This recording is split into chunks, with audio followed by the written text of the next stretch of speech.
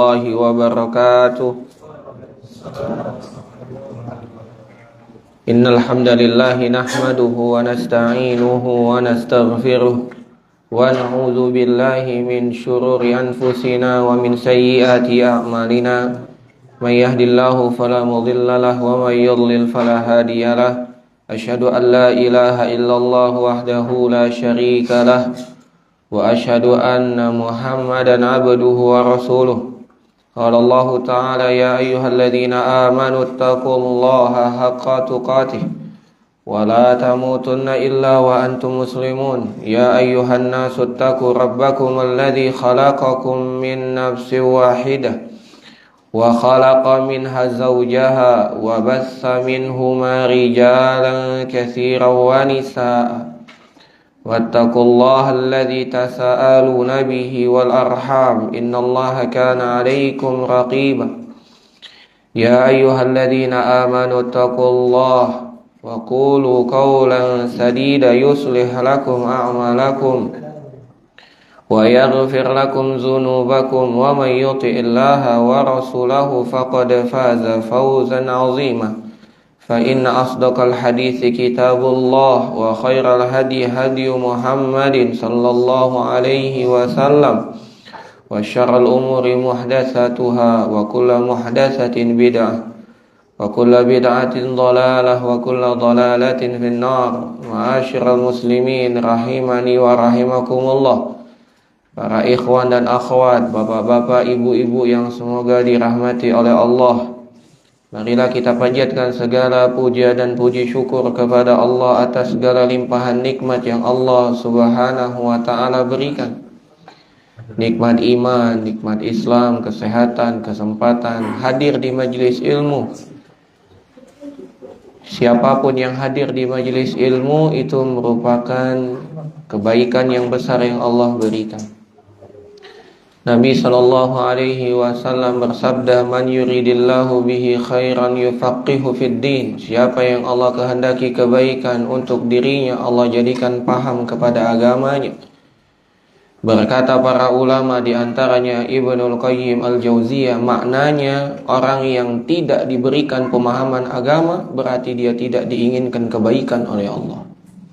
Jadi orang yang diberikan pemahaman kepada agama, Allah hendaki kebaikan untuknya. Pemahamannya yang tidak diberikan pemahaman agama berarti Allah tidak ingin kebaikan untuk dirinya.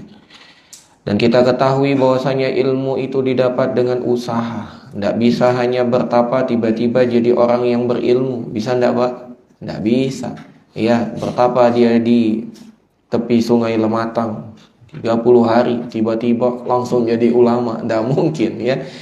Ada sebagian santri mondok 6 tahun, 7 tahun. Ada sebagian mahasiswa kuliah 7, 6, 8, 10 tahun. Namun tidak semua yang kuliah, tidak semua yang mondok paham agama. Gitu. Ini menunjukkan bahwasanya yang berusaha pun tidak semuanya diberikan kemudahan ilmu. Apalagi yang tidak berusaha. Makanya kata Nabi, al-ilmu bitta'allum. Ilmu itu dengan proses dicari. Kalau kita tidak memproses mencari, tidak dapat. Mungkin sebagian orang mengira, ngapain sih datang kajian, capek pulang kerja, pulang dagang, pulang usaha, terus duduk dengerin kajian. Ustadznya ceramah, kita diam, ya. Ustadznya tidak interaktif lagi, ya, cuman ceramah satu arah. Apa yang didapat? Ketahuilah yang didapat itu minimal 4. Yang pertama, kita diberikan rahmat oleh Allah.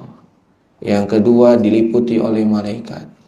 Yang ketiga, diberikan ketenangan oleh Allah. Yang keempat, kita dipuji oleh Allah di hadapan makhluk yang ada di sisinya.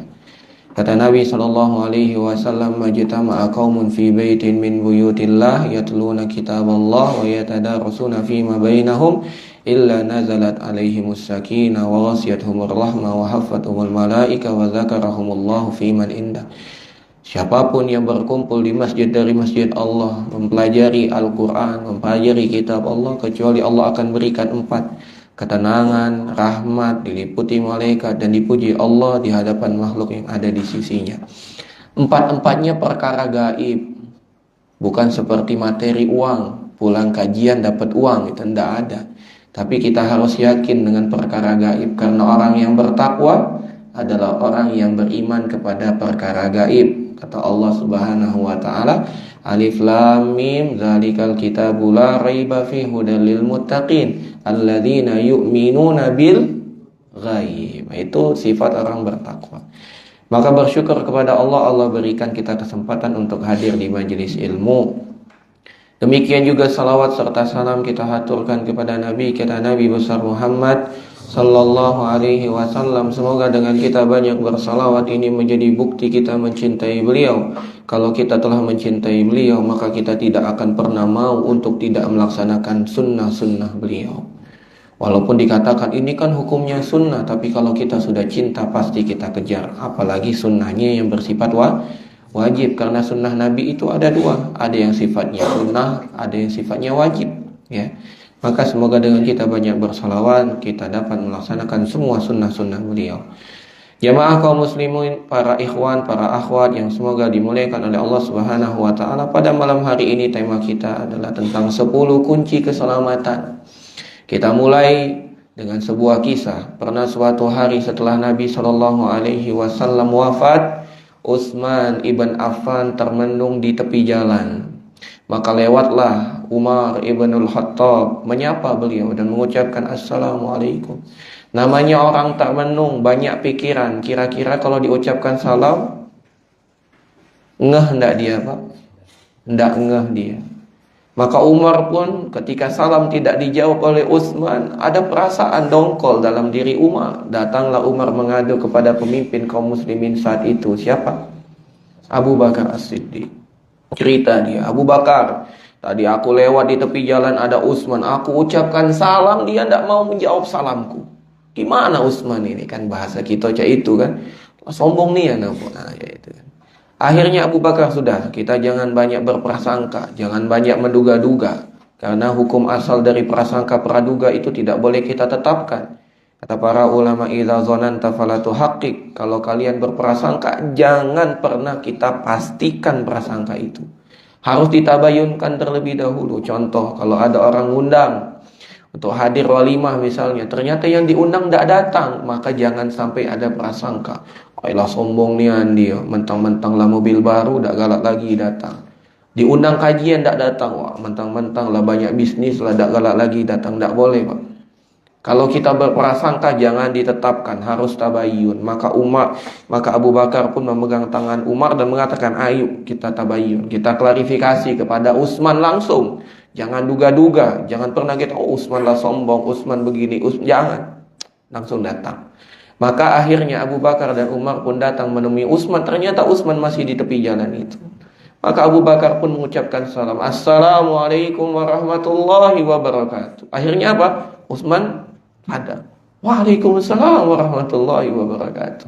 Utsman, ini saudaramu Umar lewat di hadapanmu mengucapkan salam kepadamu. Kenapa engkau tidak jawab salamnya? Apa kata Utsman? Aku tidak pernah mengira Umar lewat di hadapanku, apalagi salam kepadaku.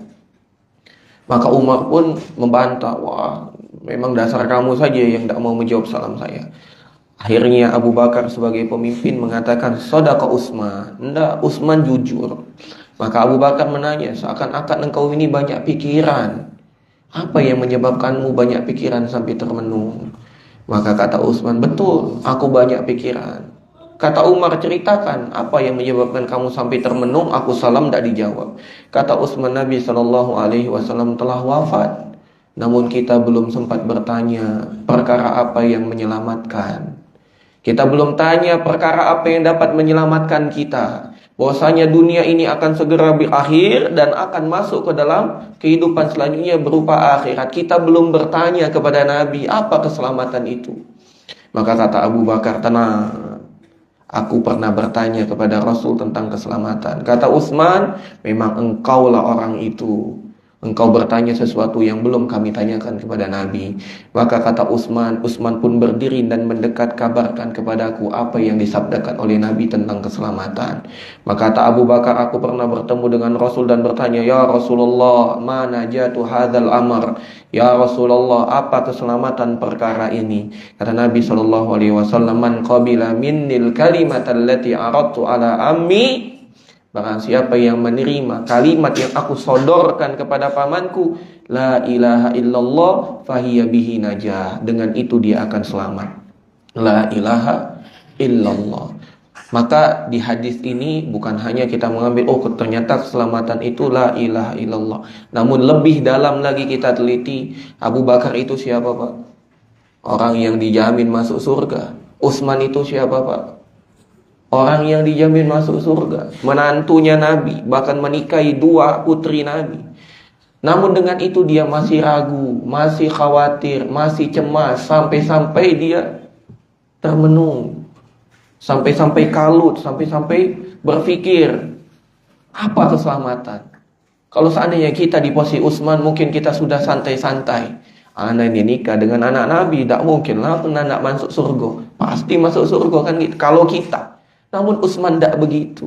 Utsman khawatir, bahkan beliau termenung karena belum sempat bertanya kepada Nabi apa keselamatan. Maka bandingkan dengan kita. Sudahkah kita berpikir bagaimana keselamatan kita kelak di akhirat? Kisah kedua, ada seorang sahabat namanya Abdullah ibn Rawaha. Beliau tiba-tiba di rumahnya menangis, terisak-isak, tersedu-sedan, sampai membuat istrinya terkaget-kaget. Kenapa ini suamiku Abdullah ibn Rawaha ini menangis? Untuk diketahui, Abdullah ibn Rawaha ini adalah sahabat yang mulia, sahabat yang agung, ikut perang bersama Nabi SAW. Ya, tapi dia sampai terisak-isak dan menangis. Lantas istrinya bertanya, wahai suamiku, ma'abkaka, apa yang menyebabkan engkau menangis? Lantas kata Abdullah ibn Rawaha, aku sedang membaca firman Allah. Aku sedang mentadabburi 2 firman Allah, 2 ayat dari firman Allah yang terdapat dalam surat Maryam, ya, di dalam surat Maryam. Kata Allah Subhanahu wa taala. Kata Allah Subhanahu wa taala di dalam surat Maryam, wa im minkum illa wariduha kana ala rabbika hatman maqdiya summa nunajjil ladzina taqaw wa nadharuz zalimina fiha jisiyya. Maryam 7172. Kata Abdullah ibn Rawaha, aku membaca firman Allah di dalam surat Maryam ayat 7172. Wa in minkum illa waridua, tidak ada satu orang pun di antara kalian kecuali pasti melewatinya. Melewati as-sirat, melewati jembatan yang menyeberangkan kita menuju surga. Yang di bawahnya terdapat neraka, yang mana di neraka itu ada kalali, ada kail-kail yang menyambar orang yang lewat di atasnya. Dan sirat begitu licin, begitu tipis. Tidak semua orang dapat selamat. Sebagian orang berjalan dengan merangkak, kemudian dia terjatuh. Ada orang yang hampir selamat, namun kail itu menyambar dirinya, dia ditarik bergelantungan dan menyebabkan dia terjatuh ke dalam api neraka. Tidak semua orang dapat selamat. Kemudian Allah melanjutkan, summa nunajjil ladzina taqaw, kemudian kami hanya menyelamatkan hamba-hamba kami yang bertakwa, wa nadharuz zalimina fiha jisiyya, dan kami akan jebloskan hamba-hamba kami yang zalim ke dalam neraka dengan penuh kehinaan. Kemudian Abdullah ibn Rawaha mengatakan, kalau kita membaca ayat ini mungkin hanya sekedar wawasan, oh iya, akan lewat di atas sirat, nanti orang bertakwa akan selamat, orang yang zalim akan masuk ke dalam neraka, sudah begitu saja. Namun Abdullah ibn Rawaha mengatakan, fala adri a'anju minha amla, aku tidak tahu, dia bilang sama istrinya, aku tidak tahu apakah aku termasuk orang yang selamat atau bahkan aku termasuk orang yang masuk ke dalam neraka tersebut. Abdullah ibn Rawaha, jamaah sekalian, berpikir dengan perkara yang demikian besar. Demikian juga seorang sahabat, kisah berikutnya yang ketiga, sahabat Uqbah ibn Amir. Sahabat yang mulia Uqbah ibn Amir pernah bertanya kepada Nabi SAW, ya Rasulullah, man najah, apakah keselamatan itu? Bagaimana aku bisa selamat? Kata siapa? Kata Uqbah ibn Amir, Kata Nabi SAW, imlik alaika lisanak, jaga betul lisanmu, wal yasa'ka baituk, dan hendaklah rumahmu menjadi luas bagimu. Artinya nyaman di rumah, jangan keluar rumah. Wabki ala khati'atik, dan menangislah di atas dosa-dosamu, kata Nabi SAW. Ini seorang sahabat Uqbah ibn Amir bertanya, apa keselamatan itu? Dijawab oleh Nabi SAW, keselamatan itu didapat dengan menjaga lisan, dengan kita diam di rumah, tidak ikut campur dalam perkara fitnah, dan yang ketiga kita menangis atas dosa-dosa kita. Demikian juga kisah keempat Mu'adz ibn Jabal, ya, pernah bertanya kepada Nabi SAW, ya Rasulullah, ajarkan aku tentang perkara yang dapat menyelamatkan, yang dapat memasukkan aku ke dalam surga, menyelamatkan aku dari api neraka. Kata Nabi SAW, beliau bersabda, laqad sa'alta an azim, wahai Mu'adz, pertanyaanmu begitu agung. Kenapa? Karena pertanyaan yang tentang menyelamatkan, Pak, masuk surga, selamat dari api neraka, ini pertanyaan luar biasa. Tidak sembarang orang bertanya tentang perkara ini. Mungkin orang bertanya bagaimana tips agar sukses dalam berdagang, bagaimana kita sukses dalam digital marketing. Itu pertanyaan kita. Bagaimana kita sukses dan viral di TikTok, bagaimana bisa viral di YouTube, bagaimana bisa viral di Instagram, bagaimana kiat menjadi selebgram. Itu pertanyaan kita. Namun seorang sahabat bertanya tentang perkara yang besar. Ya Rasulullah, tunjukkan aku tentang perkara yang dapat memasukkan aku ke dalam surga dan dapat menjauhkan aku dari api neraka. Kata Rasulullah SAW, laqad sa'alta an azimin wa innahu layasirun ala man yassarahullah. Perkara itu begitu besar, wahai Mu'adz, namun jangan khawatir, itu akan menjadi mudah bagi hamba-hamba yang Allah mudahkan jalannya melakukan hal tersebut. Lantas Nabi SAW menyebutkan perkara yang begitu banyak. Banyak disebut 1, 2, 3, 4 sampai 10, 11 disebutkan oleh Nabi SAW.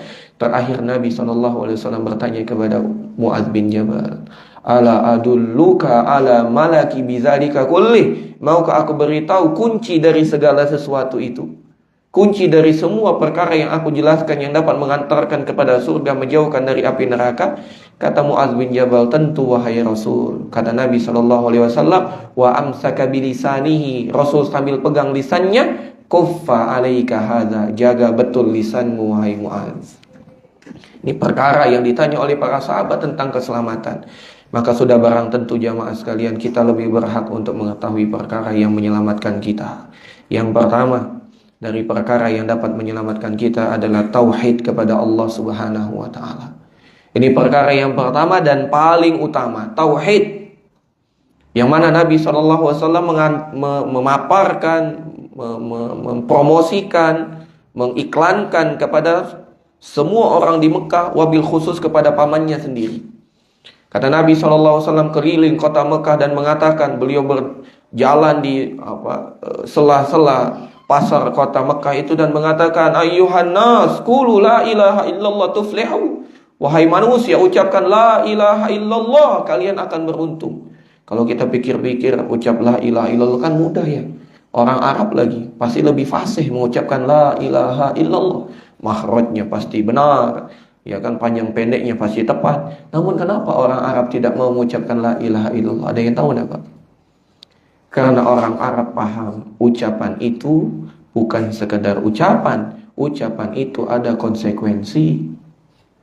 Ketika dia mengucapkan la ilaha illallah, tidak ada Tuhan yang berhak disembah kecuali Allah, berarti 300 berhala yang ada di sekitar Ka'bah saat itu harus dihancurkan.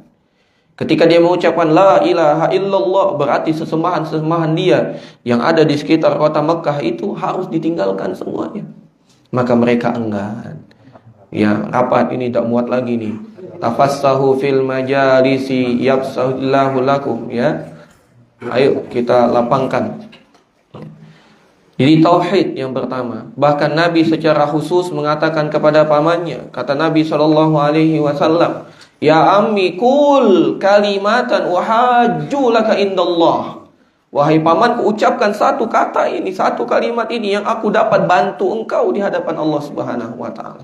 Fa'aba, sampai akhirnya pamannya meninggal tidak menyebutkan la ilaha illallah. Maka jamaah sekalian, perkara yang paling penting untuk kita pelajari, untuk kita pahami, untuk kita amalkan tauhid kepada Allah. Jangan sampai kita lupa. Dan anjuran tentang tauhid ini banyak sekali. Yang pertama, Az-Zariyat 56. Ini anjuran tentang tauhid. Kata Allah Subhanahu wa taala, tidaklah aku ciptakan jin dan manusia kecuali hanya untuk beribadah kepadaku. Demikian juga di dalam surat Al-Isra 23. Kata Allah Subhanahu wa taala, dan Tuhanmu telah mewajibkan kepadamu untuk jangan beribadah kecuali hanya kepadanya. Demikian juga Allah berfirman di dalam surat Al-Bayyinah ayat kelima, dan tidaklah mereka diperintah kecuali untuk menegakkan agama, untuk beribadah kepada Allah dengan ikhlas dan menegakkan agama yang lurus ini. Ini dalil-dalil yang menunjukkan atas wajibnya kita bertauhid kepada Allah. Dan jangan pernah bosan belajar dengan tauhid, karena tauhid ini perkara yang utama dan paling utama. Barang siapa yang bertauhid kepada Allah, dia akan mendapatkan dua keselamatan. Semakin tinggi dia bertauhid, maka semakin tinggi derajatnya. Yang pertama, dan ini derajat paling tinggi, orang yang bertauhid akan mendapatkan keselamatan dari masuk neraka. Artinya apa? Dia tidak akan pernah masuk neraka. Siapa yang masuk ini adalah orang yang betul-betul menegakkan tauhidnya. Ya.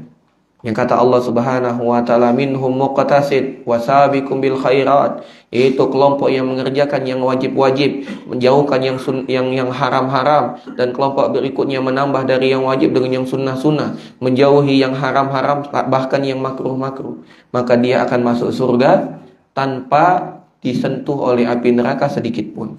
Keselamatan yang kedua adalah keselamatan dari kekal dalam api neraka.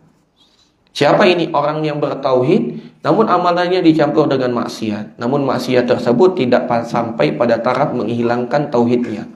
Jadi dia melakukan dosa dan maksiat tapi tidak pada batas akhir, yaitu dia tidak melakukan kufur dan perbuatan syirik. Maka dia tidak kekal di dalam api neraka. Masuk dia neraka, namun dia tidak kekal. Kenapa? Karena dia bertauhid. Kata Nabi SAW menceritakan, nanti di akhirat kelak Allah berkata kepada penghuni neraka.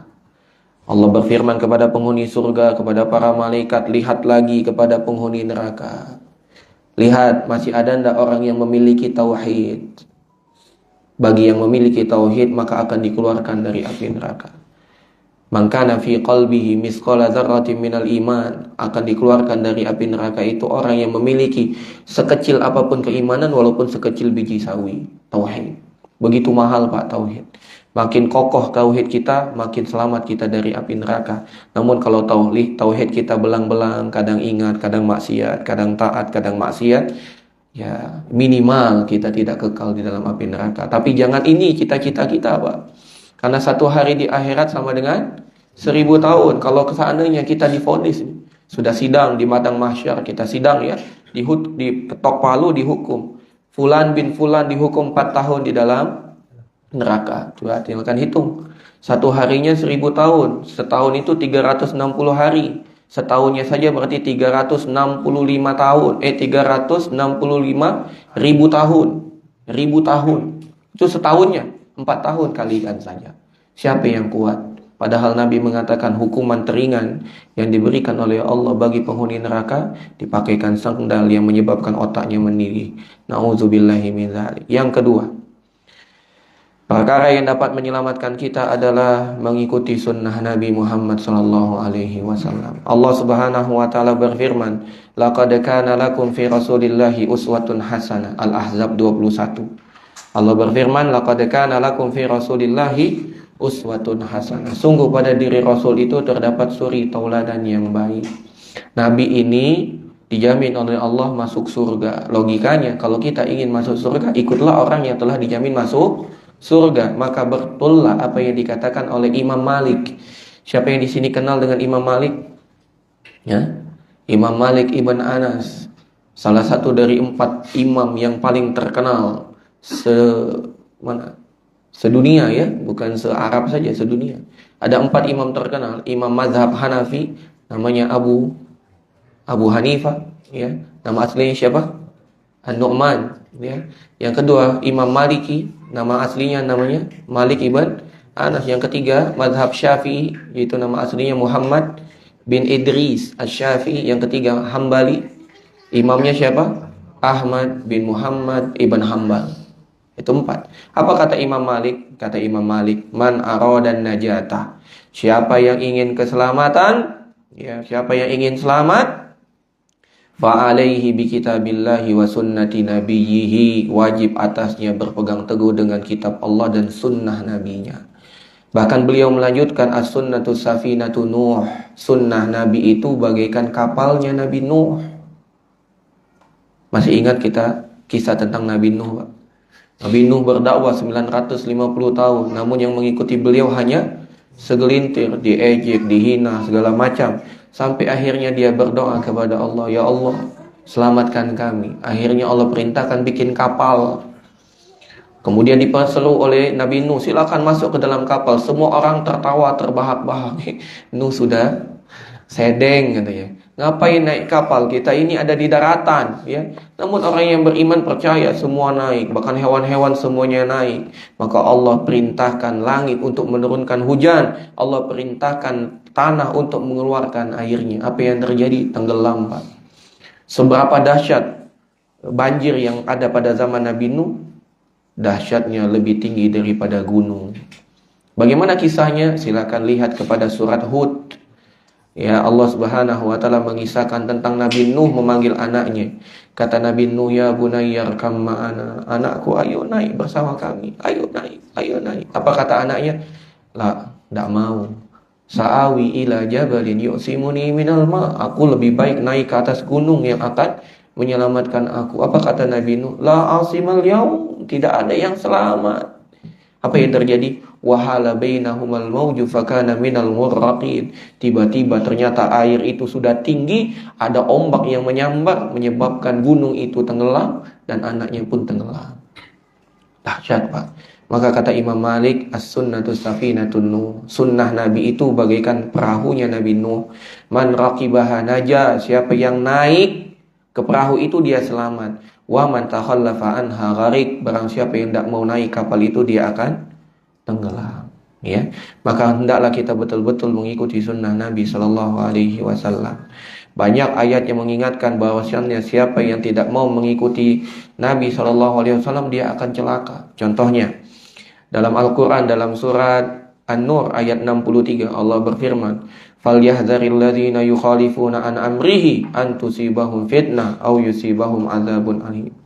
Hendaklah berhati-hati orang yang tidak mau mengikuti perintah Rasul, tidak mau mengikuti sunnah Rasul. Dia pasti akan ditimpa ujian atau dia akan ditimpakan azab yang sangat pedih. Hati-hati.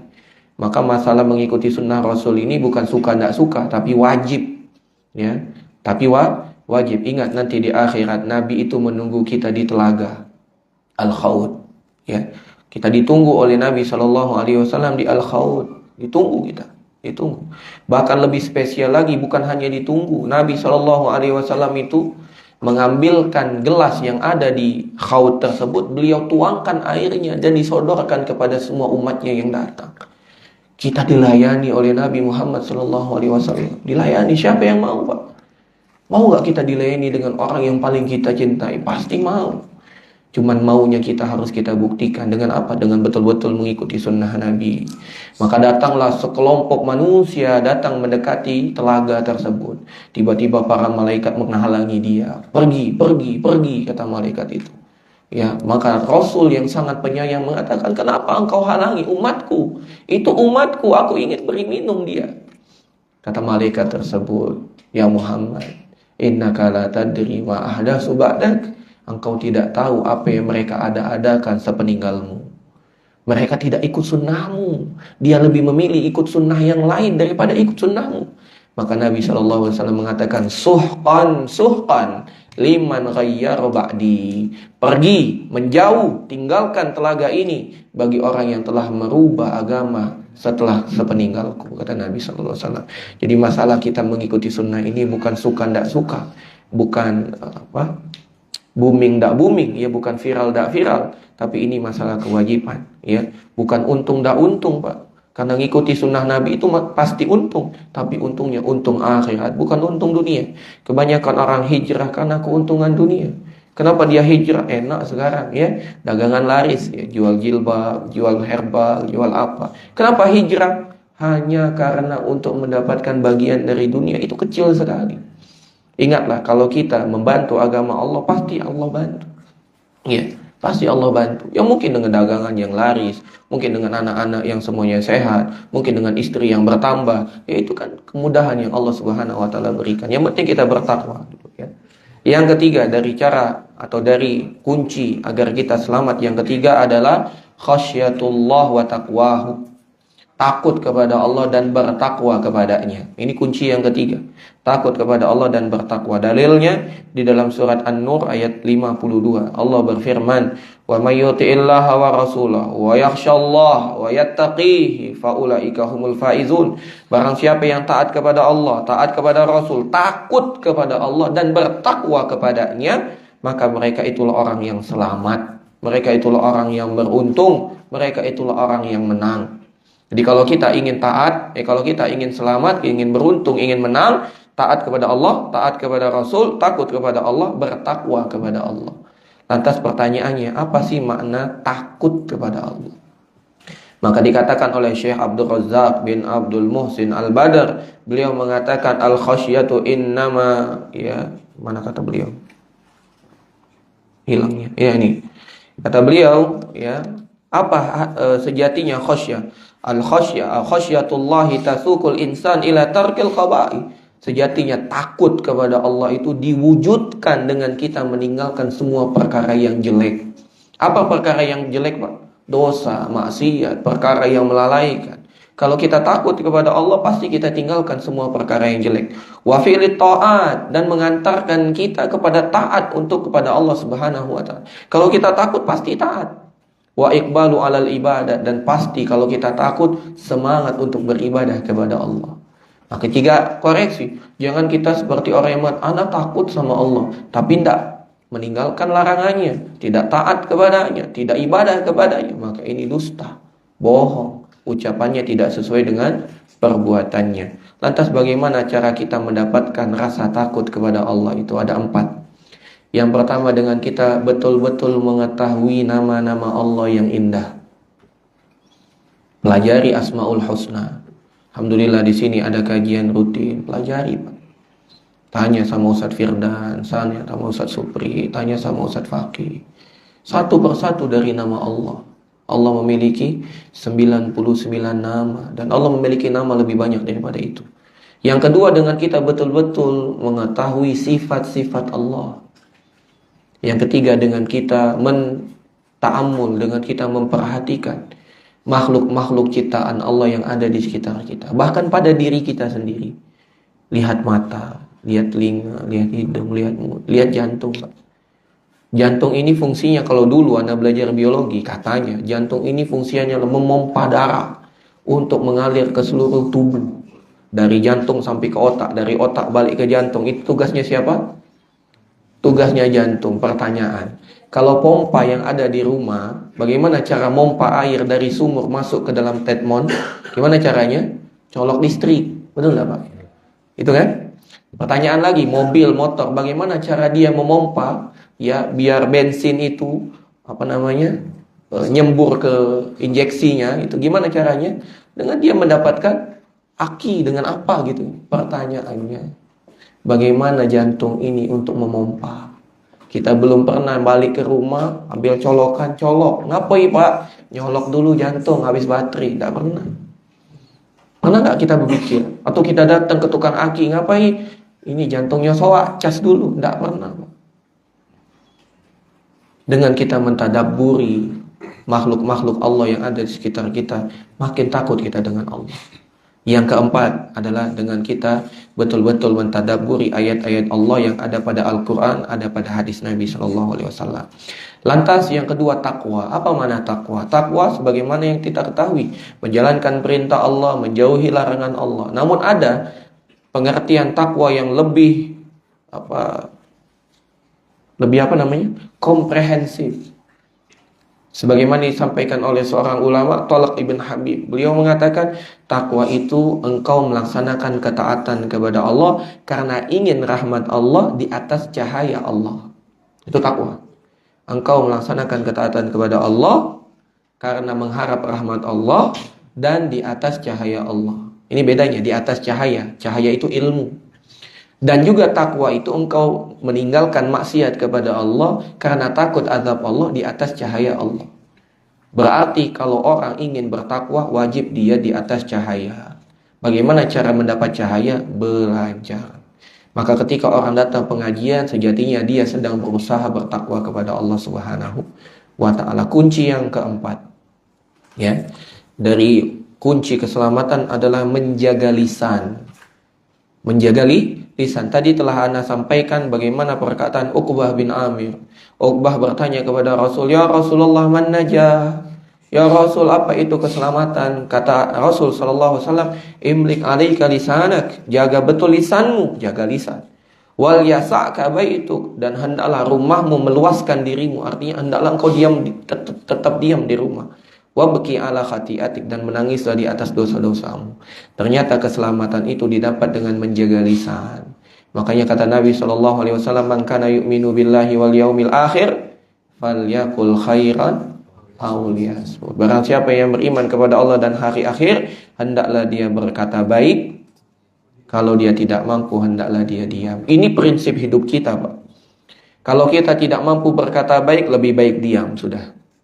Lebih baik menyesal tidak berucap daripada menyesal telah berucap. Betul nggak? Kalau kita menyesal belum berucap, bisa nggak kita susul ucapan kita? Bisa. Wafwan, tadi ana lupa sampaikan. Tapi kalau kita telah berucap, gimana lagi kita mau menarik ucapan? Apalagi ucapannya di media sosial. Sudah keburu viral. Hati-hati. Kalau kita mau nulis di media sosial, ingat niatnya apa? Niatnya untuk mencari kebaikan atau untuk nyari ketenaran. Ini tipis. Niatnya tuh tipis, Pak.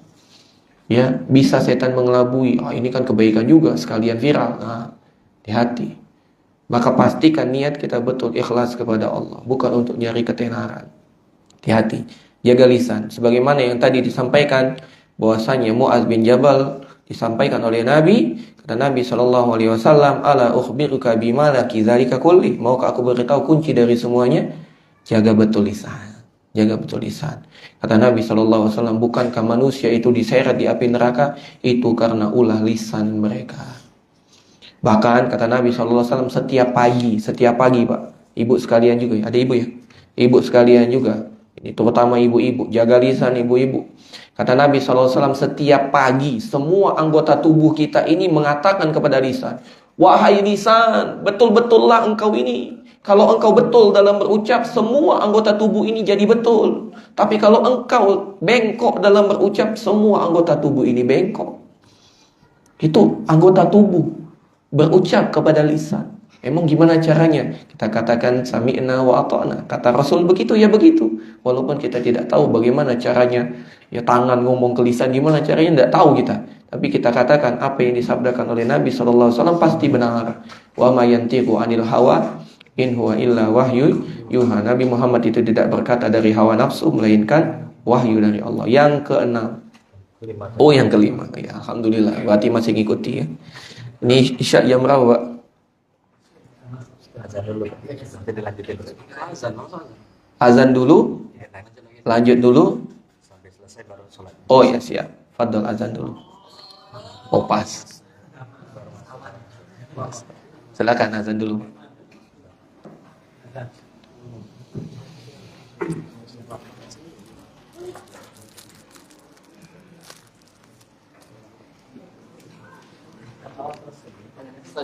Ya, Fadol.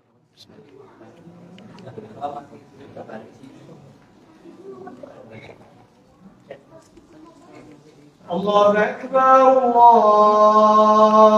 Akbar, Allahu Akbar, Allahu Akbar. Ashhadu an la ilaha illallah. Ashhadu an la ilaha illallah. Ashhadu anna Muhammadan Rasulullah. أشهد أن محمدا رسول الله حي على الصلاة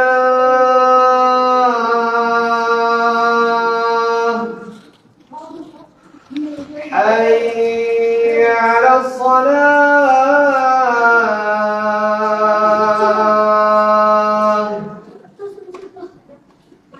حي على الفلاح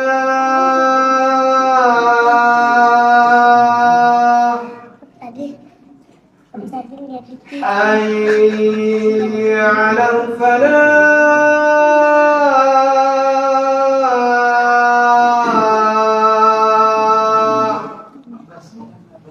الله أكبر الله أكبر لا إله إلا الله.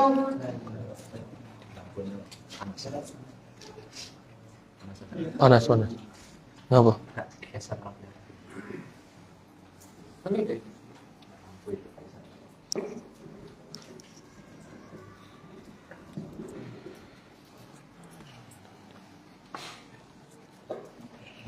Bismillah, alhamdulillah, salatu wassalamu ala rasulillah wa ala alihi wa sahbihi wa mawala. Yang kelima, dari kunci selamat dari fitnah adalah pergi dari fitnah. Jadi kunci keselamatan yang kelima adalah lari dari fitnah, menjauh dari fitnah. Dan fitnah dalam bahasa Arab artinya ujian. Fitnah itu ujian, dan ujian paling besar adalah kesyirikan. Kata Nabi, kata Allah Subhanahu wa taala, wal fitnatu asyaddu minal qatl. Fitnah itu lebih kejam daripada pembunuhan. Tapi bukan fitnah yang dipahami oleh orang Indonesia. Ya, itu di mana-mana kan fitnah lebih kejam dari pembunuhan. Itu fitnahnya orang Indonesia. Tapi fitnah yang dimaksud oleh Allah lebih kejam dari pembunuhan itu adalah kesyirikan. Ya, maka hendaklah kita betul-betul menjaga diri kita dari fitnah. Dan fitnah ini banyak, Pak. Ada dua macam fitnah. Yang pertama, fitnatus syubhat. Fitnah masalah kerancuan dalam berpikir. Ya. Contohnya apa? LGBT. Ya. Tapi ada seorang ustadz mengatakan jangan sebut LGBT. Itu terlalu mulia, terlalu bagus. Ya. Lebih bagusnya PLT, ya. PLT. Ya. Tapi tidak usah disebut lah. PLT cari sendiri. Ya. Penyuka, itulah. Jadi kata ustadz itu tidak usah sebut LGBT, itu terlalu mulia, sebut dengan hak yang hina. PSK misalnya, jangan sebut PSK, sebut pelacur, penzina gitu ya. Biar mereka tidak bangga dengan sebutan itu. Nah, itu kerancuan dalam berpikir. Ya laki dengan laki, ya boleh. Kenapa? Emang si sapi misalnya. Kenapa? Karena ini kesetaraan, ini samaan. Bagaimana laki dengan perempuan boleh saling mencintai? Kenapa laki dengan laki tidak boleh saling mencintai?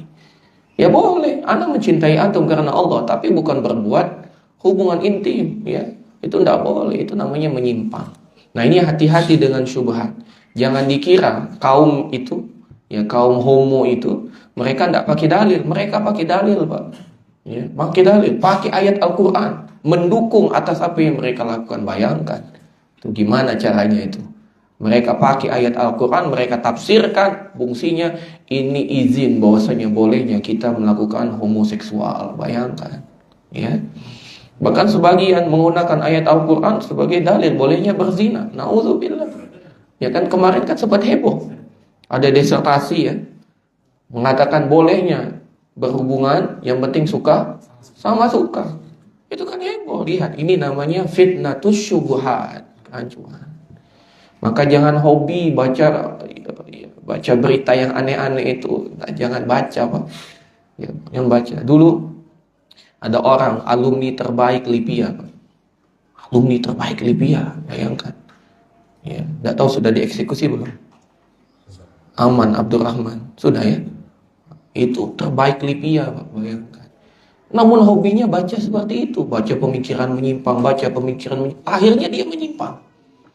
Gitu. Jadi jangan Ya memang itu ada daya tariknya. Wah seru ya. Nah kebanyakan orang, semoga yang hadir sini tidak ikut ya. Kalau dengar kajian online, itu yang dilihat bukan kajiannya, tapi komentar yang ada di bawahnya. Oh komentarnya 1000, 2000, disuruh kita ikut.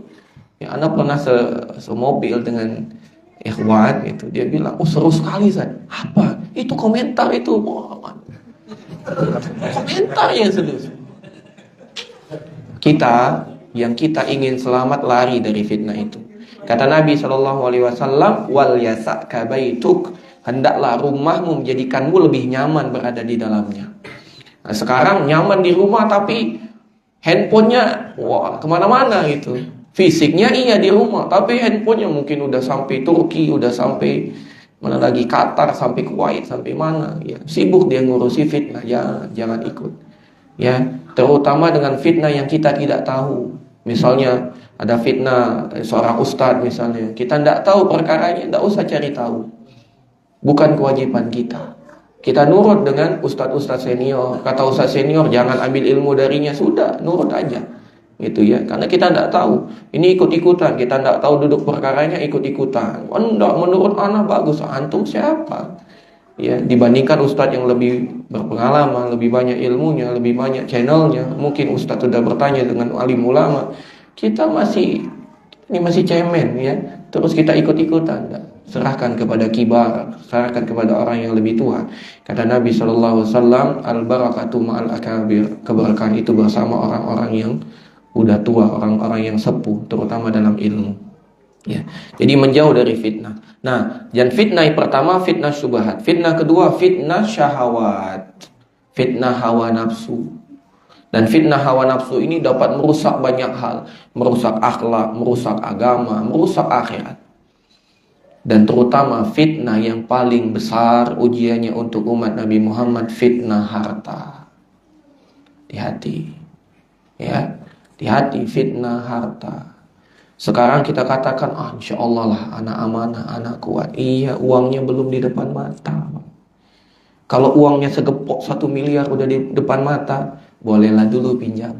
Nanti kita balikan. Beli dulu Jeep Wrangler 1. Karena kita sekarang bilang, anak insya Allah amanah, uangnya belum ada. Begitu uang segepok udah di depan mata. Hati-hati, ya. Hati-hati. Tidak menutup kemungkinan ustadz juga begitu. Hati-hati. Ya, anak juga bisa begitu. Karena siapa di antara kita tidak suka uang, Pak? Ya, kata Nabi SAW, semua orang itu akan menua. Tua. Kalau sudah tua lemes kan, tidak semangat lagi. Dulu hobi main futsal, sekarang dia main lajula gitu. Paling main bulu tangkis, badminton, ya. Makin tua paling main apa lagi? Main apa kalau sudah tua? Ini jalan santai, itulah udah lemas ya. Tapi kata Nabi SAW kecuali 2. Cinta ingin tetap hidup, cinta kepada harta. Kasih orang yang sudah tua uang pasti senang dia. Ya, kalau seandainya mata ini bisa berubah jadi biru matanya atau jadi hijau. Makanya harus hati-hati. Yang kedua bagi laki-laki, fitnah wanita. Kata Nabi SAW, tidak ada ujian yang paling berat bagi laki-laki kecuali ujian wanita. Ya, tapi Ustaz, ana sudah punya istri, belum bisa menjamin. Karena setan pandai mengatakan, wah antum kan masih ada 3 slot. Itu 3 slotnya. Ya. Jadi kalau komputer itu kan ada slot RAM kan, 1, 2. Nah ini ada 4 slotnya. Antum baru isi 1, masih ada 3. Mending kalau antum bisa mengisinya dengan cara yang benar. Tapi kalau dengan cara yang haram, na'udzubillah, karena sudah kebelet menghalalkan segala cara, na'udzubillah, jangan. Ya, jangan. Dan jangan merasa aman, anak kan sudah punya istri, tidak apa-apa komunikasi dengan akhwat, na'udzubillah, jangan. Ya, semua wanita itu cantik, Pak. Betul. Kalau ganteng laki-laki, ya. Semua cantik. Bahkan fitnah wanita itu luar biasa. Jangankan lihat langsung, lihat sendalnya aja terfitnah. Masya Allah, sendalnya bersih, rapi, pasti orangnya cantik. Itu cuman sendal, Pak, bayangkan. Ya, kita pikir bahwasanya akhwat yang pakaiannya bagus itu tidak jadi fitnah, karena menutup aurat itu fitnah. Karena kita lebih tertarik dengan yang seperti itu daripada yang pamer aurat. Maka jangan pandangkan, dilihat lama, lihatin. Jangan, langsung alihkan pandangan kita. Ya, fitnah wanita. Demikian juga fitnah anak. Hati-hati dengan fitnah anak. Banyak sekali orang menjadi bodoh karena anak. Ya, dengan tangisan kita kalah. Jangan kalah Pak dengan tangisan. Selagi yang dia minta itu tidak sesuai, jangan penuhi. Biarkan dia nangis. Biar semua orang dengar kamu menangis, nak. Bapak Anda akan penuhi kemauan. Biarlah. Bapak lebih kuat untuk menahan malu sekampung dengar teriakanmu daripada Bapak mengikuti kemauanmu yang tidak sesuai. Begitu. Kenapa? Kalau kita penuhi ketika dia menangis, besok lagi dia menangis lagi untuk dia penuhi. Besok lagi nangis lagi. Ya, kalau hari ini nangisnya cuma sedikit, kita penuhi. Besok nangisnya lebih besar lagi agar kita penuhi. Maka jangan ikut. Masa kita yang sudah punya logika, tamat SMA, tamat SMK, tamat S1, S2, S3, mungkin sampai profesor, kalah dengan tangisan anak. Jangan. Ya, maka berhati-hati. Maka Nabi mengatakan ta'awwazu billahi minal fitan. Sering-seringlah kalian itu minta perlindungan kepada Allah dari fitnah. Ma zahara minha wa ma batan. Baik fitnah yang nampak ataupun yang tersembunyi. Yang keenam, dari kunci keselamatan adalah banyak berdoa dan kembali kepada Allah. Kita tahu bahwasanya kunci segala kebaikan itu dengan doa. Banyak perkara yang mungkin menurut akal kita tidak sampai, tapi dengan doa Allah wujudkan. Banyak Pak. Ya, silakan lihat diri sendiri dan rasakan keajaiban doa itu. Pasti Bapak pernah merasakan itu. Ya. Ada kisah ini, mungkin ini santri-santri udah pernah dengar kisah. Ada seorang itu safar, naik kereta ekonomi, estafet apa namanya? Ya estafet ya.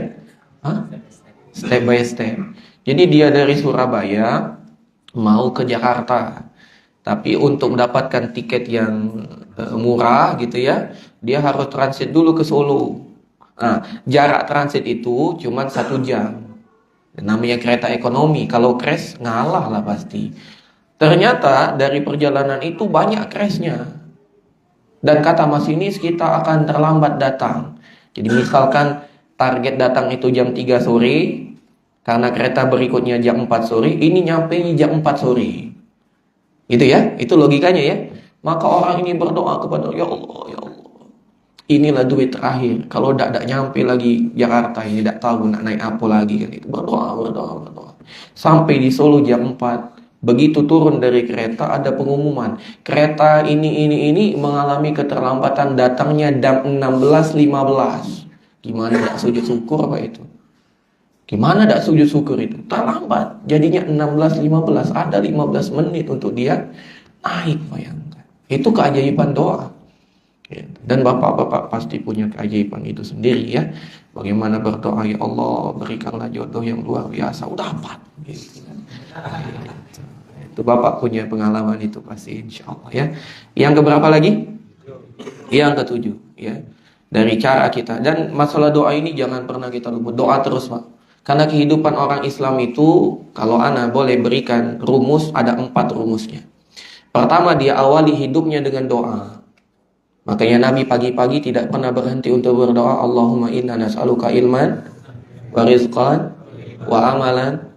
Karena sejatinya hidup kita fokusnya 3 ini. Kita minta rezeki yang halal, minta ilmu yang bermanfaat, minta ibadah kita diterima, kan begitu. Maka Nabi mengawali paginya dengan berdoa. Yang kedua, berusaha, namanya ikhtiar. Dan Nabi mengatakan ikhtiarnya sebaik mungkin, semaksimal mungkin. Setelah kita berikhtiar, berusaha, yang ketiga tawakal.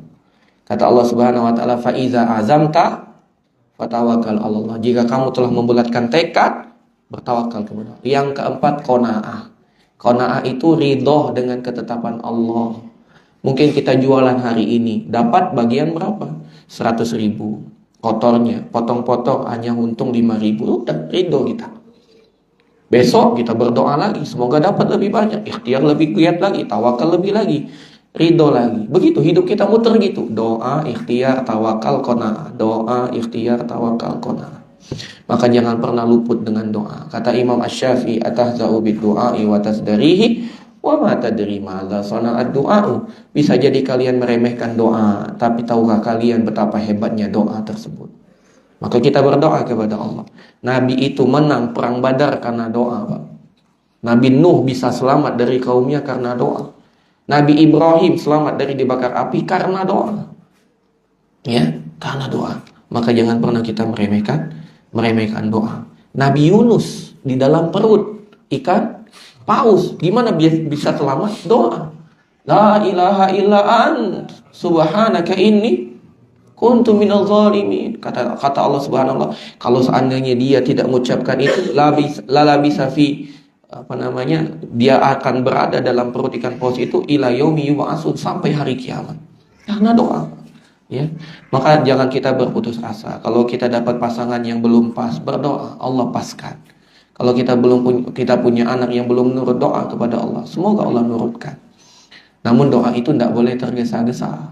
Karena Nabi SAW doa itu akan terus diijabah oleh Allah selagi hamba itu tidak tergesa-gesa. Maka para sahabat bertanya, gimana tergesa-gesa ya Rasulullah? Yaitu ucapan aku telah berdoa tapi Allah belum kabulkan. Itu tergesa-gesa. Lama aku berdoa tak dijawab-jawab. Nah, ini tak boleh. Kapan kita berhenti berdoa? Sampai apa yang kita minta itu terwujud. Kalau belum doa terus, kapan sampai mati? Gitu ya. Untuk lebih pahamnya lagi masalah doa, silakan baca awal surat Maryam. Bagaimana kisah Nabi Zakaria. Yang ke-7, hendaklah kita terus beristighfar dan bertaubat. Terus beristighfar dan bertaubat. Ya. Karena istighfar dan bertaubat ini merupakan perkara yang dapat menyelamatkan kita. Makanya kata Nabi kepada Uqbah bin Amir, wabki ala khati'atik, menangislah di atas dosa-dosa. Artinya apa? Bertaubat, beristighfar. Dan Nabi tidak pernah kurang dari 100 kali bertaubat kepada Allah. Kata Nabi SAW, ayyuhan nas, tubu ilallah wastaghfiruh, fa inni atubu ilallah fil yaumi mi'ata marrah. Wahai manusia, bertaubat, beristighfarlah kepada Allah, karena aku tidak kurang 100 kali beristighfar dan bertaubat kepadanya dalam sehari. Itu Nabi yang telah diampuni. Kita belum tahu diampuni atau tidak, kenapa tidak beristighfar. Dan dalilnya ada di dalam surat Al-An'am ayat 33. Kata Allah, wa ma kana Allahu liyu'adzibahum wa anta fihim wa ma kana Allahu mu'adzibahum wa hum yastaghfirun. Kata Allah, tidaklah kami mengadab mereka selagi Anda wahai Muhammad masih ada bersama mereka, dan tidaklah kami mengadab mereka selagi mereka senantiasa beristighfar. Dan betapa banyak bala bencana itu tidak tertimpa kepada seseorang karena istighfar yang dia panjatkan. Ya, harusnya kita kena bencana, tapi karena kita beristighfar, Allah palingkan. Beristighfar. Makanya Nabi SAW pernah berkata, tuba, beruntung, selamat, liman wajada fi sahifatihi, siapa yang mendapat di dalam catatan amal kebaikannya nanti istighfaran katsira, istighfar yang banyak. Maka banyak beristighfar. Zikir pagi petang itu cukup mengajarkan kita. Pagi 100, sore 100 ya. Sebelum tidur kita beristighfar. Biasanya setiap malam Umar bin Al-Khattab itu memukul kakinya dan mengatakan, wahai Umar, apa yang telah engkau lakukan hari ini? Kalau dia dapati ada perkara-perkara wajib yang dia lalaikan, dia beristighfar. Kalau ada perkara-perkara sunnah yang dia telantarkan, dia beristighfar. Ya, beristighfar. Kalau ada perkara haram yang dia lakukan, dia beristighfar. Kalau ada perkara makruh yang sengaja dia lakukan, dia beristighfar. Istighfar. Kunci dari segala sesuatu adalah istighfar. Yang ke-8, dari kunci keselamatan adalah menghindari sifat ujub bangga diri. Ini penting. Karena kalau orang sudah ujub bangga diri, maka dia tidak akan selamat. Kenapa Fir'aun itu binasa? Karena dia ujub. Kenapa Qarun itu binasa? Karena dia ujub, bangga diri. Ya. Maka jangan sampai kita bangga diri. Jangan sampai kita bangga diri. Nabi SAW pernah mengatakan kepada Abu Dzar. Kata Nabi SAW, wa aktsir min qauli la haula wala quwata illa billah. Wahai Abu Dzar, perbanyak ucapan la haula wala quwata illa billah. Tiada daya upaya melainkan hanya pertolongan dari Allah. Ini bukti bahwasanya kehebatan yang kita dapati sekarang, kehebatan siapa? Allah Subhanahu wa taala. Maka perbanyaklah kita untuk menahan diri kita, jangan sampai kita ujub. Apapun prestasi yang kita dapatkan, kembalikan kepada Allah. Makanya kata Nabi Sulaiman, ini Nabi Sulaiman mengatakan ketika Allah berikan dia kerajaan yang tidak ada orang yang dapat mengalahkan kerajaan Nabi Sulaiman sampai hari kiamat. Ya, sekarang raja ada ya, raja presiden ada, tapi ada nggak raja presiden yang dapat menjadi raja bagi para binatang? Tidak ada, cuma Nabi Sulaiman. Pernah Nabi Sulaiman mengatakan, mana si Hudhud nih? Udah lama aku tidak melihat Hudhud nih. Ya, kalau dia tidak datang dengan kabar bagus, aku sembelih saja Hudhud. Datang Hudhud bawa berita tentang Bilqis. Itu luar biasa Nabi Sulaiman. Ketika Nabi Sulaiman berjalan, ada pasukan semut mengatakan, ya ayyatuhan namlatu tudkhulu masakinakum, wahai pasukan semut, masuklah ke dalam sarangmu. Jangan sampai Nabi Sulaiman dan para pasukannya lewat sedangkan mereka tidak merasakan menginjak-injak kalian. Fatabassama dhahika, menyebabkan Nabi Sulaiman tersenyum. Ini bahwasanya Nabi Sulaiman raja bagi hewan, bahkan bukan hanya hewan. Nabi Sulaiman itu raja bagi kaum jin. Ya, bagaimana Nabi Sulaiman memerintahkan jin. Wa qala ifrit, ya ketika cerita Hudhud itu tentang Bilqis, siapa yang dapat mendatangkan kerajaan Bilqis? Kata Ifrit, aku mendatangkan sebelum engkau berdiri dari tempat dudukmu. Ifrit itu jin. Ya. Namun ada lagi jin yang lain mengatakan, dari hamba Allah yang soleh mengatakan, aku datangkan sebelum engkau berkedip. Hebat kan? Ketika berkedip, mustaqirran, tiba-tiba kerajaan itu sudah ada di hadapan Sulaiman. Itu bahwasanya Nabi Sulaiman paling hebat. Tapi adakah Nabi Sulaiman bangga diri? Enggak. Nabi Sulaiman mengatakan, hadza min fadli rabbi. Ini semua keutamaan yang Allah berikan kepada aku. Bukan kehebatan Sulaiman. Ya. Nah, maka hadza min fadli rabbi itu kita tetapkan dalam hati kita ingat terus. Liyabluwani aashkur am akfur. Menguji aku, apakah aku bersyukur atau aku mana kufur. Yang 9. Hendaklah kita selalu mengingat hari akhirat. Inilah keselamatan. Allah Subhanahu wa taala berfirman di dalam surat Al-Hasyr, ya ayyuhalladzina amanu taqullaha wal tanzur nafsum ma qaddamat lighadin wattaqullah. Harus kita ingat-ingat terus hari akhir. Bagaimana keselamatan kita sangat butuhkan. Sehingga kita termotivasi untuk melakukan kebaikan, meninggalkan keburukan. Kita tambah dengan segala bentuk kebaikan. Kita tidak sepelekan kesempatan kebaikan. Kalau ada kesempatan untuk menyumbang semen, kita sumbang semen. Walaupun hanya setengah sak. Keperinya itu ya. Bukan sesak, setengah sak. Walaupun cuma secentong. Sumbang. Kalau kita hanya mampu seperti itu. Dahulu para sahabat menangis, Pak. Menangis bukan karena banyak anak atau kuku sumbang ke. Bukan. Tapi menangis karena tidak mampu menyumbang. Wa a'yunuhum tafidu minad dam'i hazanan. Mereka meneteskan air mata karena mereka tidak mampu berinfak di jalan Allah. Bukan karena tidak mau, tidak ada. Sahabat itu luar biasa. Sahabat itu luar biasa. Marilah kita belajar tentang sirah sahabat itu luar biasa. Mereka menangis karena tidak mampu bersedekah. Mungkin kita menangis karena selalu banyak bersedekah. Itu bedanya akidah kita, keimanan kita. Maka ingat terus hari akhir. Ingat terus bagaimana di akhirat itu kita butuh dengan pertolongan. Karena di akhirat itu sebagaimana yang Allah ceritakan di dalam surat Abasa, yauma yafirrul mar'u min akhi wa ummihi wa abi wa sahibatihi wa bani likulli imri'in minhum yauma idzin sya'nu yughni. Ya, terjemahan ada di mushaf itu ya. Yang terakhir, dari kunci keselamatan yang terakhir adalah menegakkan amar ma'ruf nahi mungkar. Menegakkan amar ma'ruf nahi mungkar. Karena kata Nabi SAW, sejatinya kehidupan kita di dunia ini seakan-akan atau sebagaimana kita sedang menaiki kapal. Kemudian di kapal itu tidak semua ada di satu dek. Ada yang dek bawah, dek tengah, dek atas, gitu ya. Nah, ketika kita berlayar di atas kapal itu, yang ada di dek bawah biasanya orang-orang yang tidak mampu ya. Orang-orang yang bisa beli karcis tapi karcis ekonomi di bawah tuh dia. Maka orang-orang ini ketika ingin ngambil air, dia harus naik ke dek atas, turunkan ember, kemudian dia bawa lagi ke bawah. Capek. Belum lagi dia dimarahi oleh dek atas. Oh, sibuk kan kamu nih, ambek banyu di sini, dimarah-marahi kan. Akhirnya orang di bawah ini, ya sudahlah, daripada kita dimarahi, capek ngambil air, gimana kalau kita lubangi baik ini dek bawah ini, biar lemak, ya kan? Tinggal lubangi, baju ngalir, lemak kita, nyaman gitu. Daripada naik ke pucuk, lah capek-capek kita naik, kena marah-marah lagi kan gitu. Kita lubangi baik bawah. Kira-kira kalau yang ada di dek atas mendiamkan, apa yang terjadi pada kapal? Karam. Itulah gambaran amar ma'ruf nahi munkar. Memang kita tidak bolongi kapal, tapi ketika kita diam ada orang yang membolongi kapal, kita sama-sama binasa. Inilah pentingnya amar ma'ruf nahi munkar. Dan kita menjadi umat spesial karena kita amar ma'ruf nahi munkar. Ali Imran 110.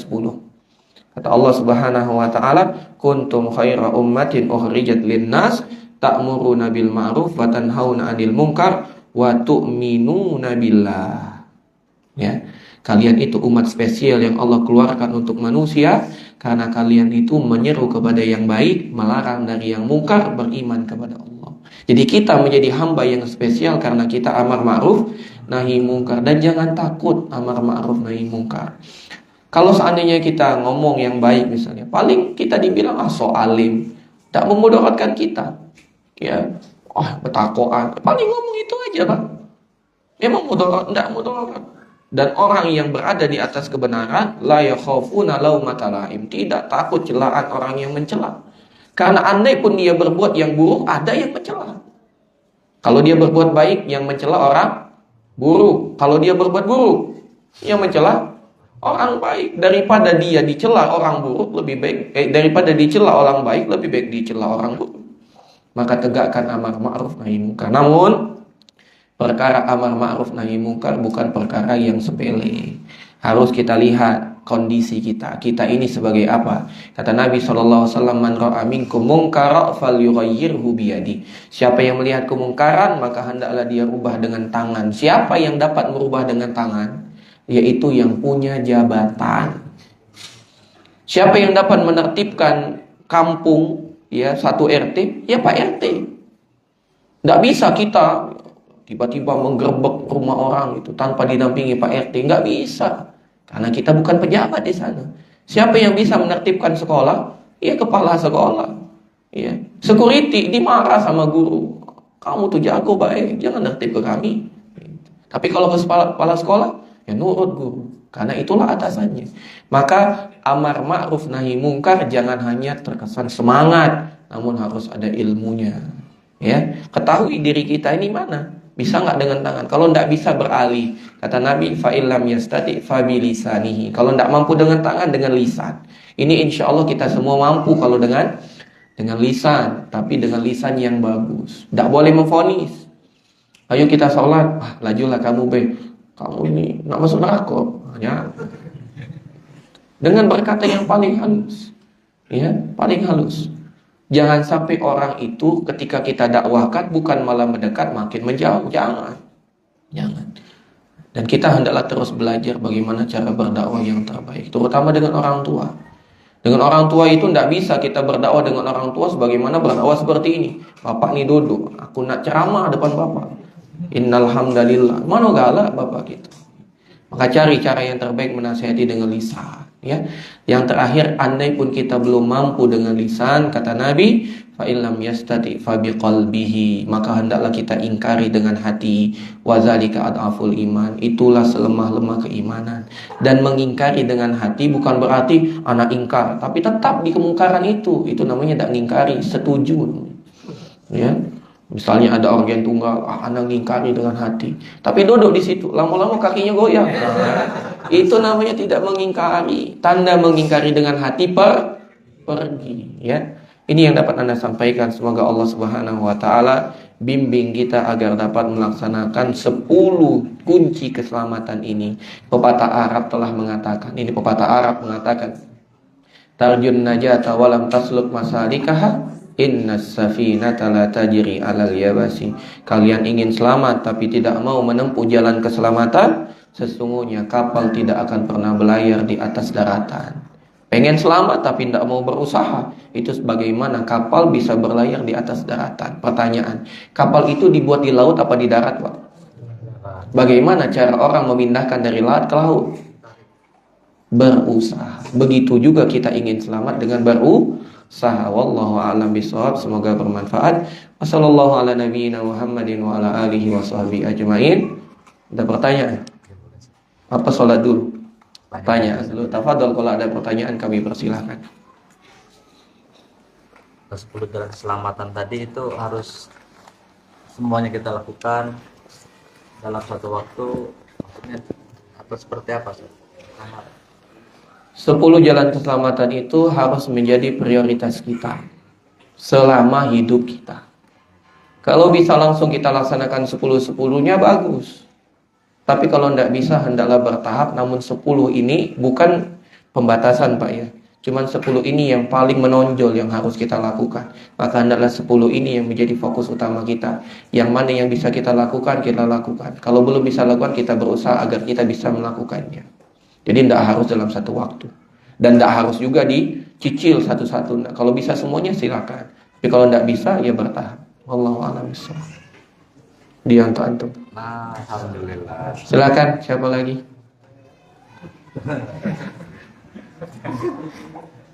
Fadol Pak, nak kasih hadiah nanti kalau bertanya.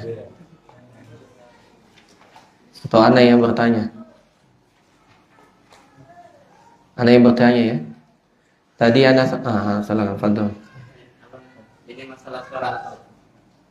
Bagaimana hukum berbeda kita sudah masih tahu cara sholat di Sokam itu kan cuma dikit jamaahnya. Kadang apabila sholat zuhur anak tanya berdua, imam sama jemaat di belakang. Sudah anak kasih tahu kan kalau berdua itu berdampingan. Jadi anak pas belakang itu, anak itu sebagai jemaat masih ada sholat berjamaah atau anak masih sholat sendiri. Antum imam atau makmum? Anak makmum. Antum makmum. Terus antum pengen rapat. Iya, sudah anak kasih tahu. Terus dia nggak mau. Enggak ada terus di depan belakang. Iya. Jadi agak Ya udah, pas mulai antum di belakang. Takbir dia takbiratul ihram, antum di belakang. Pas dia sudah takbir antum maju. Ya. Gitu aja. Kalau sah insyaallah. itu bakal jadi mudah bisa. Kenapa? Bakal jadi mudah nggak aman-aman lagi. Dia bakal terkejut. Dan dia bakal terjadi keributan. Kan antum udah ngasih tahu. Jadi selama yang pas sudah tidak bahasa jamaah. Insyaallah dapat. Insyaallah dapat. Insyaallah dapat. Nah, buat antum masyaallah. Akhi. Baik, ada lagi? Kalau enggak ana yang bertanya ya. Tadi ana sebutkan bahwasanya ada seorang sahabat yang menangis terisak-isak di rumahnya membaca firman Allah di dalam surat Maryam. Siapa sahabat itu? Antum enggak usah. Betul. Abdullah ibn Rawaha. Abdullah ibn Rawaha. Tadi ana sebutkan juga bahwasannya fitnah itu ada 2 macam. Siapa yang bisa hafal?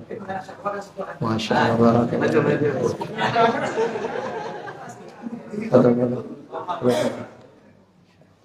Ada yang bertanya? Fadl. Tadi disebutkan nomor 6 tadi saat baca berdoa dan kembali kepada Allah, tadi lebih jelas kembali kepada Allah seperti apa maksudnya. Kembali kepada Allah sama seperti berdoa. Mengembalikan semua urusan kita kepada Allah. Ya sama seperti bertawakal. Jadi kita tidak memasrahkan pada diri kita sendiri. Orang itu, anak pernah punya kisah Pak. Anak punya teman, dia telah berusaha maksimal. Tujuannya ingin jadi juara sekolah, juara umum. Ya. Tapi hasilnya jangankan juara umum, juara kelas pun tidak. Jadi dia les, ikut les. Dia belajar kan, kita belajar dulu SMA itu sampai jam 3, setengah 3. Habis itu dia les sampai maghrib. Habis les maghrib di rumah belajar lagi sampai tengah malam. Nggak sampai di situ dia tambah minum cerebrofit, cerebrofot, apalah. Pokoknya dia minum itu ya. Pokoknya multivitamin untuk membantu otaknya biar cerdas, intinya begitu. Nggak sampai di situ dia bangun sebelum subuh, dia sholat tahajud, dia berdoa, dia bermunajat, sholat duha nggak pernah tinggal, ya wudhu selalu dijaga. Anak kenal orangnya, teman ada, wudhu selalu dijaga. Pas bagi rapor, apa yang terjadi? Jangankan juara umum, juara kelas pun tidak. Apa yang terjadi? Putus asa. Allah tidak senang dengan anak, Allah tidak adil dengan anak. Ya. Akhirnya waktu itu anak kasih nasihat. Kalau seandainya antum bilang Allah tidak adil, siapa lagi yang lebih adil?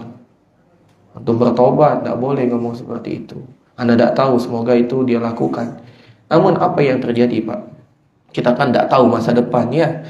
Yang jadi juara umum itu akhwat, dinikahi sama teman anak, kuliahnya di Unsri, tanpa tes, jalur tanpa tes.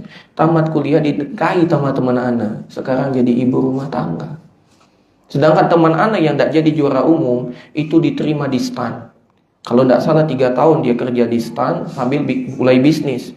Bisnisnya lebih besar gajinya daripada stan. Akhirnya dia keluar dari stan. Bayar dendanya saja 80 juta, dia bayar itu. Suami istri dua-duanya stan. Dia bayar tuh denda dia 80, istrinya 80. Sekarang terakhir tahun 2017 kalau tidak salah, itu pendapatan omset dia jualan 1M. Itu omset dia dapat 1M. Terus anak berpikir, coba kalau Allah takdirkan dia jadi juara umum, bisa enggak dia jadi pengusaha sekarang? Belum tentu. Maka hendaklah kita berhusnuzon. Bisa jadi sekarang yang kita inginkan tidak terwujud, namun itu rahasia Allah agar menjadikan kita sukses di masa depan. Itu. Jadi jangan putus asa. Seperti contohnya ada orang ini diterima di Universitas Islam Madinah misalnya. Segala cara sudah dilakukan, qadar Allah tidak diterima-terima. Hendaklah dia berhusnuzon. Mungkin itu cara Allah menjadikan dia lebih giat belajar. Mungkin kalau dia diterima di Madinah ongkang-ongkang kaki, ya. Tapi sekarang dia berusaha bagaimana ilmunya sama dengan orang yang berkuliah di Madinah. Dan itu kebaikan. Dan itu kebaikan. Dan bisa jadi dia lebih pintar daripada yang kuliah di Madinah kalau sungguh-sungguh. Maka hendaklah kita berhusnuzon. Ada lagi pertanyaan? Fadhil. Nanti mengenai satu amal tauhid. Ya. Yang kedua kan tetap masuk neraka dulu, tapi baru masuk surga. Nah, kalau kita sudah pernah berbuat dosa kesyirikan, apakah masih bisa mendapatkan keutamaan yang pertama, tidak disentuh api neraka? Masya Allah, barakallahu fiik. Pertanyaan yang bagus sekali. Umar bin Al-Khattab dulu pernah syirik nggak Pak? Pernah syirik. Ya. Ikrimah bin Abu Jahal pernah syirik nggak? Pernah syirik. Tapi di mana mereka sekarang? Abu Bakar dijamin oleh Nabi surga, Umar dijamin oleh Nabi masuk surga. Artinya apa? Orang yang pernah melakukan perbuatan syirik tidak menutup kemungkinan dia masuk surga tanpa menyicip dulu neraka. Kenapa? Karena Allah Maha Pengampun. Kata Nabi SAW, "At-taibu minadz dzambi kaman la dzambalahu." Orang yang bertobat dari dosa seakan-akan dia tidak punya dosa. Itu dalil satu. Bahkan di dalam kita sudah bahas di Abdurrahman bin Auf sifat-sifat ibadur Rahman. Ya, kita sudah bahas waktu itu tahun berapa? Ya, tahun 2021 ya. Kita bahas itu, ya. Apa kata Allah di dalam surat Al-Furqan? Illa man taba gimana? Kecuali orang hamba-hambaku yang bertaubat, kemudian dia melakukan amal soleh, mereka itulah yang Allah ganti keburukannya dengan kebaikan. Bahkan dosa-dosa kita, kalau kita bertobat kepada Allah, Allah ganti keburukan itu menjadi pahala. Maka banyaknya beristighfar tadi. Semoga dengan itu kita masuk surga tanpa disentuh oleh api neraka. Amin ya rabbal alamin. Tafadhol. Ada lagi? Tidak ada. Benar tidak ada. Udah kasih pertanyaan terakhir ya. Bapak sekalian, ibu tidak dikasih hadiah, tidak apa-apa ya. Ana hadiahkan saja untuk ibu-ibu. Semoga Allah berikan keberkahan, hidup yang nyaman, ya, materi yang cukup, anak yang soleh, soleha. Ya. Itulah kebahagiaan bagi seorang muslimah. Ya. Suami yang sayang sama istri itu kebaikan yang paling besar yang diinginkan oleh seorang muslimah. Maka bapak-bapak sayangi istri kita, beli hadiah, ya. Wanita itu paling suka kita pulang ke rumah bawa hadiah. Ya, dikasih hadiah, ini deh cincin 2 suku.